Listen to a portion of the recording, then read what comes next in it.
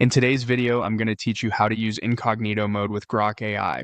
If you've ever wanted to chat with an AI without leaving a trail in your history, or you just prefer a little extra privacy, Grok's private mode makes that simple.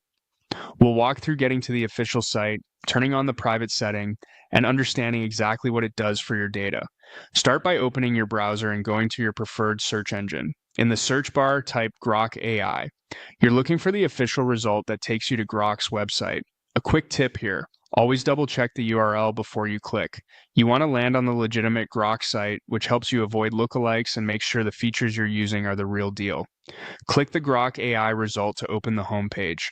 Once you're on the site, give the page a second to fully load. Layouts can evolve over time, but the key area to focus on is the top right corner of the page.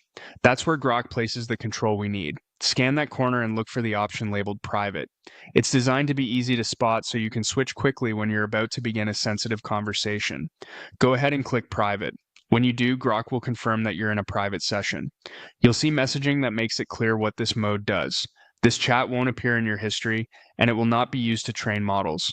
That means your conversation stays out of your visible chat log, and the content isn't fed back into improving or adapting the AI's behavior.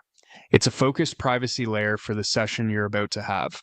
A couple of helpful notes as you use it. Private mode is ideal for moments when you're exploring confidential ideas, drafting content you'd rather keep off your account history, or testing prompts you don't want stored. Even in private mode, it's still smart to avoid sharing highly sensitive personal details. Treat it as a safer place to think out loud, not a vault for private credentials. You'll typically see visual cues or labels indicating you're in a private chat. Keep an eye on those so you always know the current mode before you start typing.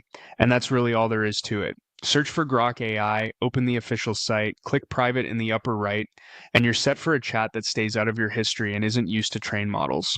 Thanks for watching and enjoy a more private way to work with Grok.